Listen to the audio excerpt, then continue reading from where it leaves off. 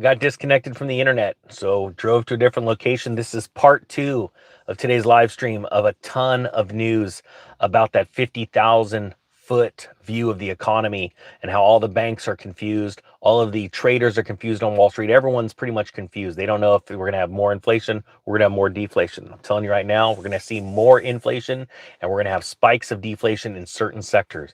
You are going to see everything that you need to live off of is going to get more expensive, and all of the stuff you don't is going to go down in price. You are going to see that. That will also include housing. Now in part 1, if you have not seen part 1 of this video, I will put a link to it right here. Stop this one and go check that out. But we stopped on this story and we're going to continue, and we're going to talk about mortgages. We're going to talk about bonds. We're going to talk about all kinds of stuff in this video, okay? The 30-year mortgage rates jumped by double digits. Remember, the Economic Ninja said, and I know I talk in the third person sometimes, that we're going to see 8% mortgages by January. It looks like I was wrong. It's going to be probably by October. So here we go. Rates on 30-year mortgages continue to yo-yo after spiking to a 22-year high earlier this month. I'm going to explain in another story why this is happening. Friday's 30-year average jumped by 16 basis points, reversing much of the large decline it saw in previous days last week. As a result, the current average is higher week over week, though it still sits a bit below its historic peak. So there's a chart here that shows the last 90 days of the 30-year mortgage average up to September 18th. This is the last 90 days, starting right here where my finger is. This is that jump, right? It's making these new all-time highs, these spike ups, then they come down, right? It's like there's bad news in the market, things sell off, and this is where and I'm going to explain this better in another story. What happens during these spike ups? Bond traders are liquidating their bonds, causing yields to rise because you have more sellers of bonds because of fears of future or impending inflation reports. That's happening right now. Today, we're seeing bonds sell off. The last time I checked, bonds were up pretty nicely. You have to realize that this last report, this August report, that was a shocker, a surprise. It wasn't a shocker to you, right? Type 1, if you were not shocked that the August inflation data is stronger, that the Fed has not done their job. Type 2, if you were truly shocked, you're like, man, I thought this was over. And that's one thing that's very scary, because what people don't realize, we're about to go through a currency revaluation. Do you want to know the 100% reason I know this thing's going to crash? Is because the federal government wants to issue a new currency in the form of a digital currency. They want to get rid of cash. How do you do that? You got to break the system. You got to make people scared and willing to do anything. See, if they separate you, type 3 if you understand this and agree. If they separate you and get you divided, blacks versus whites, Hispanics versus the Chinese, whatever. Look, we're all human beings. We're all equal. But if they get us separated and hating each other, that's when they can conquer. If we're united, they are screwed. All right? Why I know this is 100% baked into the cake is because they want this new currency to go through. So I don't care what Jim Cramer says. I don't care what any of the gurus say. I don't care what Jamie Dimon says. They're all lying to you because they know that this plan will make them richer by a 10x at least. And you all saw them get richer, type 3 if you agree, during COVID. Bill Gates only got more powerful. I want that guy to go down. How does he go down? By keeping the wealth in the middle class's hands and out of his. That has been the message of this channel ever since it started. If you like that message, well, then stick around. I guarantee you we're going places. Because this group of people that you see in the comment section, type 4 if you're part of Ninja Nation and proud of it. It's a group of human beings around the world that are getting prepared. They're not scared. They're standing up for their rights. And they're getting ready to take advantage and charge them out of the greatest economic collapse ever in history that has been put together by wealthy people. We aren't going to let it happen. So if you want to be a part of this group, there's some amazing people in here. All right, here we go. So this thing has been going up, right? Mortgage rates. This is going to lead to more real estate crashes. There's a handful of those lessons, the discount links below, $250. Please, at the end of the week, do not email me and say, Hey, I missed out. I'm giving 1 week's full notice for this. It says the latest 30-year fixed average rate is 7.76%. So let me read that again. Remember, the Ninja came out with a call last January. I said by next January, we will have 8%. Type 7 in the comments if you remember me saying that. I've actually said it a lot of times, probably 50 times in 50 videos. That's why I keep going over so people remember. We will see 8% mortgages by January of 2024. It says the latest 30-year fixed average rate is 7.76%. So this blows past. So a lot of people remember me saying this, my expectations. Okay, this is happening even faster. I told you where we're going to end up. We're going to end up in hyperinflation. It's happening faster than I would have expected because I was a part of the last real estate cycle. I saw how this happened. Rates vary widely across lenders, so it's always smart to shop around with your best mortgage rate, blah, blah, blah, because this is a big advertisement, right? So check this out. 30-year fixed right now, new purchase at 7.76%, a refinance. If you need money to pull out of your house, because remember, the equity in people's homes right now is their greatest asset. That it's the wealth effect of real estate. But what's happening right now, because nobody can sell their home for these high prices. I have friends that have listed their homes and they called me back and they said, why wasn't I listening to you back in the spring? I should have listened to you and listed it right then, because mortgages were around 5.5%.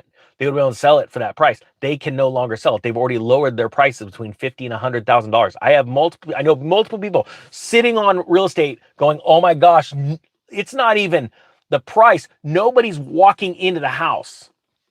Get ready, everyone that bought the real estate course, for these 8 videos that are going to change the way you think about selling a house. I'm so pumped. I got so inspired to make these videos last week. So they're at the editor right now.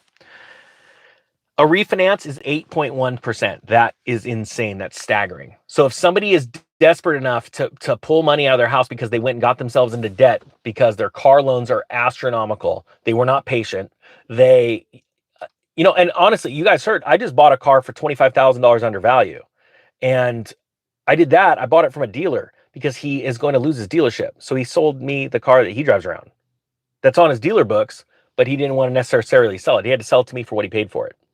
I go into that in the Auto Trader Pro class. But anyway, sorry. It's all these classes because I've built up so much information and knowledge, but yet nobody's teaching this stuff. And it's crazy because it's so basic and so logical. I think that's why people don't get it. And they all fall into this trap of real estate cycles, of currency and real estate cycles. I'm sorry, repeat myself.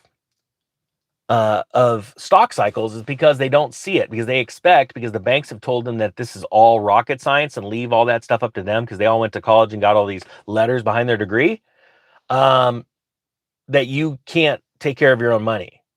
All right, I didn't get wealthy by having people watch my money. All right, type 8 if you agree that you will take care of your money and care about your money way more than some banker that wants to charge you fees every time he does something. All right. So a refinance is 8% right now. Let's move on to the next story. This is even proving my point even more. This one's out of SNN.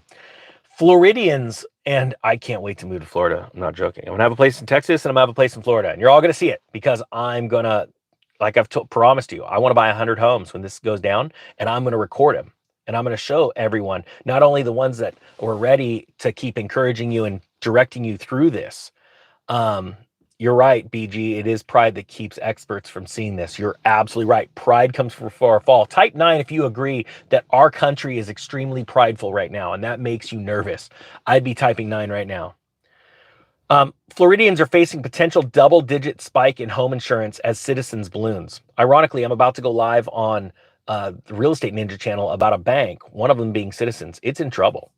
And I'm going to show you some proof there. We're going to talk about Wells Fargo and all that stuff right after this video.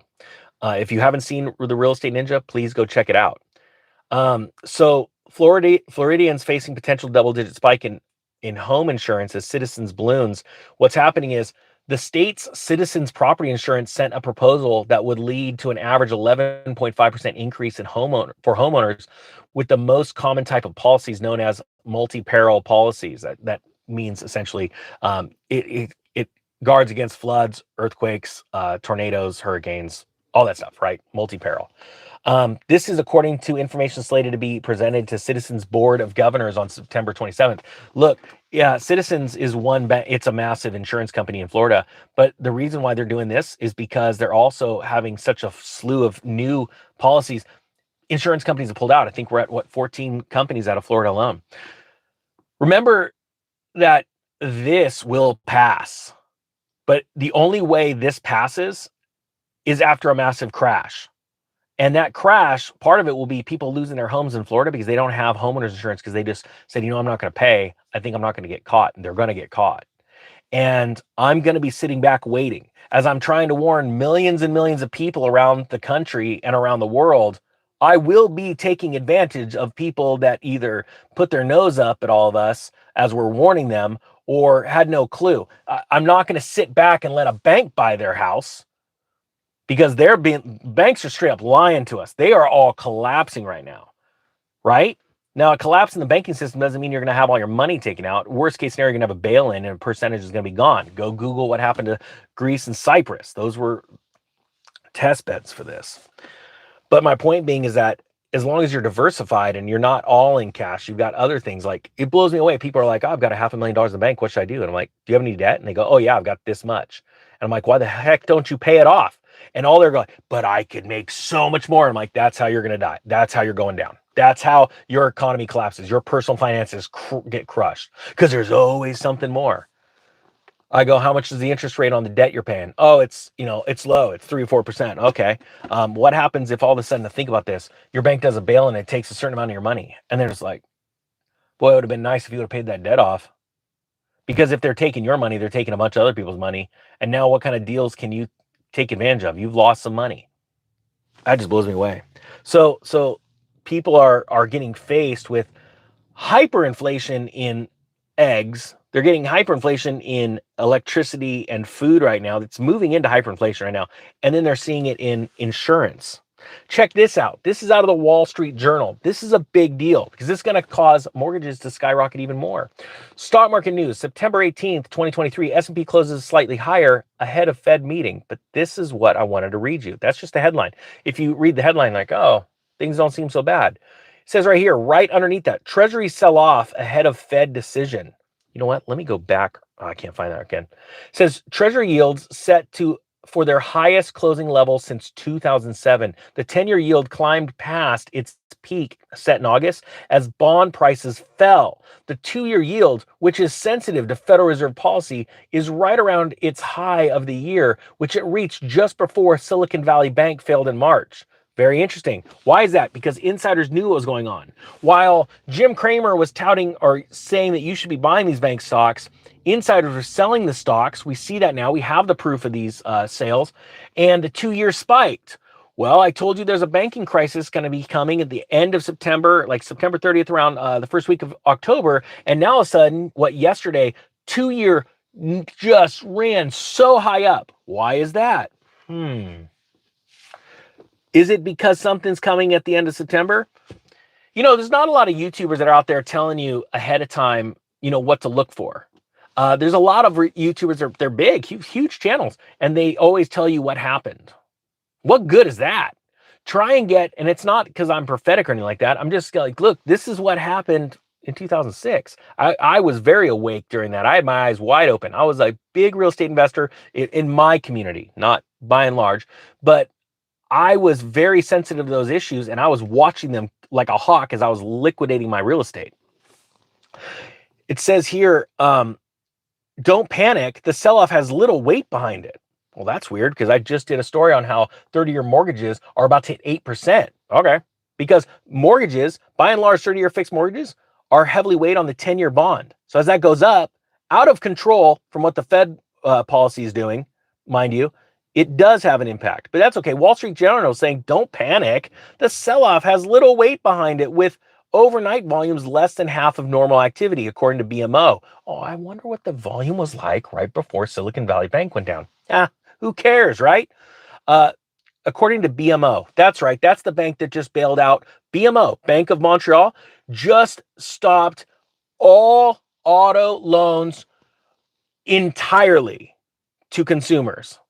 So don't worry though, BMO, as they're crashing and they've got to stop producing loans to auto borrowers because they know they can't pay them back and they're hemorrhaging money somewhere else. They're telling you don't panic about this. Do you believe them? I don't. The largest foreign creditor, it says right here, Japan, the US largest foreign creditor, closed its markets for a holiday, keeping trading light. What the heck does that tell you? The only reason it's light is because Japan's not involved. Also, Japan last November, let me remind you, let me know, say, I remember down below, Japan came out and said, our yen's crashing and we may have to intervene, which means selling US treasuries to prop up our own currency. When they do that, you better watch out. If Japan becomes net sellers of our treasuries, because they got a lot of them, to be able to buy yen to tighten their own currency market, we are screwed. There's only one option when that happens that doesn't lead us to total crash in our forex markets, or sorry, bond market, is the Fed starts buying. Here's the thing you have to remember. The Fed is a private bank. Understand that. At a certain point, they're going to sit back. If they don't know they have the full weight and confidence of the government to be able to back those and monetize that debt through your tax dollars, they're going to walk away. Check out this story. Shorestein Properties defaults on $350 million commercial mortgage-backed security loan tied to 1407 Broadway. This is a massive. TREP first reported the loan in 30-day delinquency and is now in special servicing. So it's $350 million loan. Now, you may not think this is a big deal, but I've been reporting on this for about 2 years, how default after default after default, and every time there's a default and someone has to take a concession and take less money, the lender, that lender's now in more trouble. This is what's leading to these banking crises. A $350 million loan secured by 1407 Broadway, a 43-story office building just south of Times Square, is 30 days delinquent and has been sent to special servicing, according to a report from TREP. Shorestein Properties, a San Francisco-based real estate investment firm, purchased the 1.1 million square foot building in April of 2015 as part of the fund's Fund 11 portfolio. Remember, property interest rates were much lower back then. They now are getting screwed because they have to refinance at much higher rates. They cannot do this. Look, I'm going to jump over to the Real Estate Ninja. I'm going to have a live stream in about 4 minutes going, and it's about two banks that are in trouble, Wells Fargo and Citizens, and we're going to talk about that. So if you haven't checked me out over there, please go look at it, and I'll see you later. The Economic Ninja is out.